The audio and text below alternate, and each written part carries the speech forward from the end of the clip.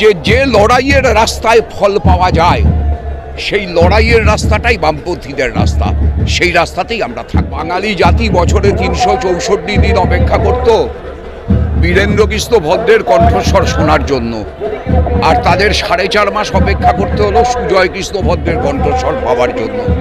এই যে শাহজাহান, এই শাহজাহানের দলের ভিতর কতগুলো আওরঙ্গজেব আছে আপনি জানেন না।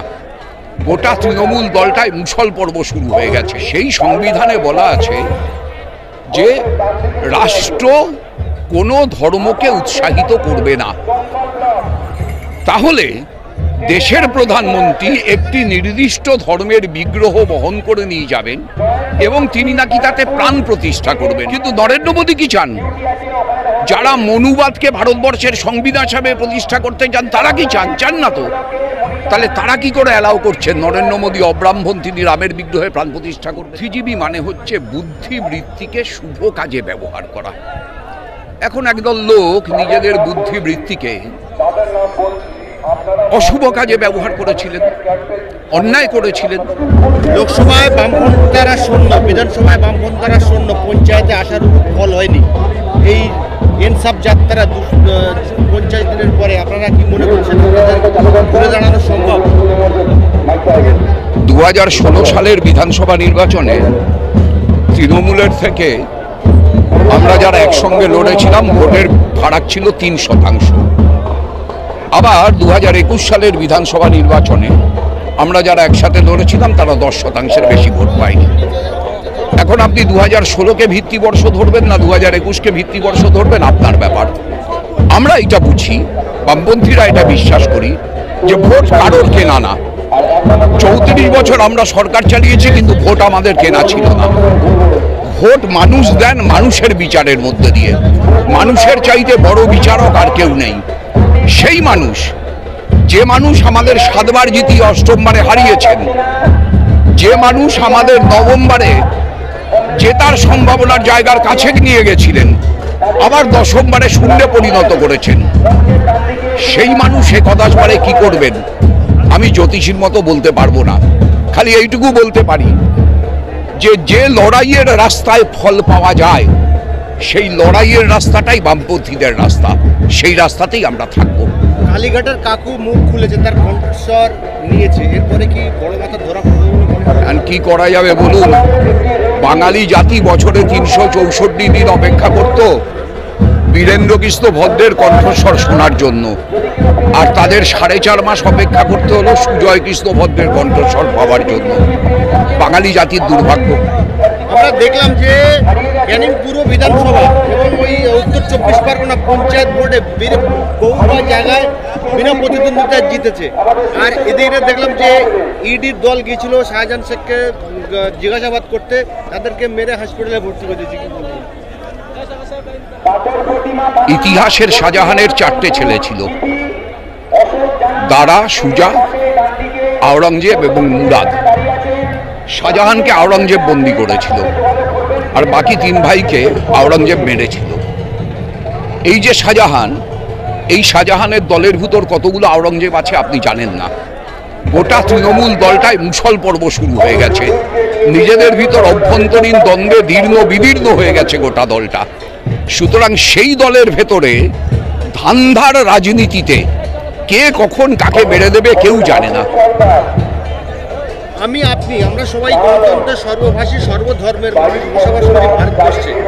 সেই দেশের প্রধানমন্ত্রী অযোধ্যায় রাম মন্দির উদ্বোধন করছেন, রাজ্যের মুখ্যমন্ত্রী দীঘাতে পুরীর আদলে পুরী জগন্নাথের আদলে মন্দির তর্জকে জনসাধারণ ডাকতে করেছে, কি বলবেন? আমাদের দেশে কয়েক হাজার রাম মন্দির আছে, আরও একটা হচ্ছে, আমাদের কোনো আপত্তি নেই। যারা রামের পুজো করতে চান তারা সেখানে যাবেন, রামের পুজো করবেন, তাতে যদি মনের আরাম পান, প্রাণের শান্তি পান, পাবেন। আমাদের জিজ্ঞাসা হচ্ছে যে সংবিধানের নামে আমাদের প্রধানমন্ত্রী শপথ নিয়েছেন সেই সংবিধানে বলা আছে যে রাষ্ট্র কোনো ধর্মকে উৎসাহিত করবে না।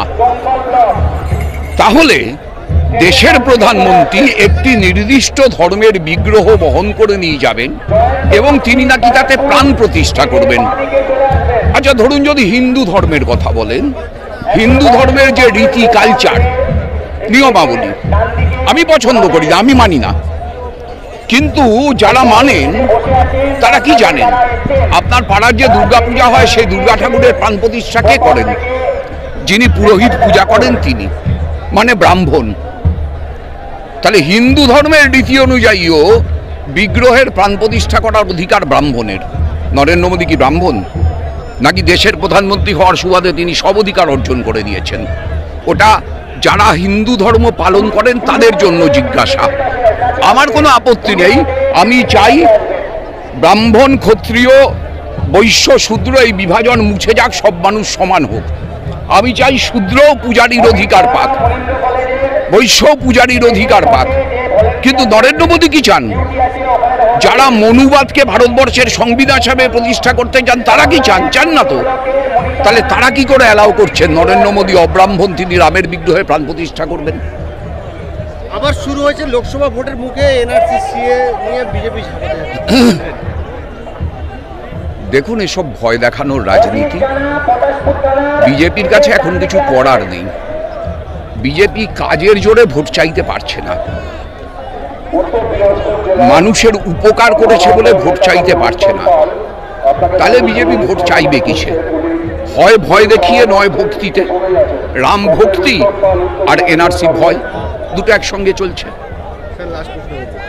আমরা দেখেছিলাম 2011 সালের যে সরকার ছিল সেই সরকারের বিরোধিতা করছে বিভিন্ন বড় বড় ইলেকট্রনিক্স মিডিয়ায় বসে, তাদেরকে বুদ্ধিজীবী বলা হতো। সেই সময় সেই সরকারের যত অপকর্ম কুকর্ম ছিল সেগুলো তুলে ধরতো তারা। বর্তমানে আমরা দেখছি আপনাদেরই পাশে টিভি চ্যানেলে বসে এই বর্তমান সরকারের যে অকর্ম কুকর্মগুলো হচ্ছে সেগুলোকে ঢাকার চেষ্টা করছে। তাহলে কি এদেরকে কিরকম ধরনের বুদ্ধিজীবী বলে আপনার মনে হয়? আসলে এরা কেউ বুদ্ধিজীবী না।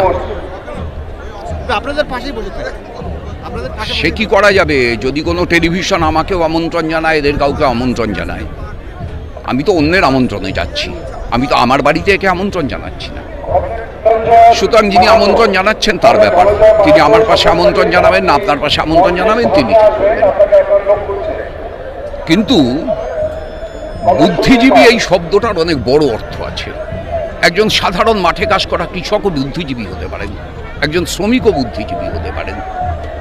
বুদ্ধিজীবী মানে হচ্ছে বুদ্ধিবৃত্তিকে শুভ কাজে ব্যবহার করা। এখন একদল লোক নিজেদের বুদ্ধিবৃত্তিকে অশুভ কাজে ব্যবহার করেছিলেন, অন্যায় করেছিলেন। আজকে কারো কারো খেদোক্তি কখনো কখনো শোনা যায়। এখন এই খেদোক্তিগুলো থাকবে, কিন্তু ওই যে বলেছি, ইতিহাস তো ইতিহাসের পথ ধরে চলবে। ইতিহাস কোনো কে কবে মোমবাতি জ্বালিয়েছেন তাই ধরে ইতিহাস চলবে না। ইতিহাস বুঝবে অন্ধকার নেমেছে, ইতিহাস বুঝবে আলো জ্বালাবার দরকার। ইতিহাসই আলো জ্বালাবার লোক তৈরি করবে, এবং সেই লোক বামপন্থী ছাড়া আর কেউ হবে না।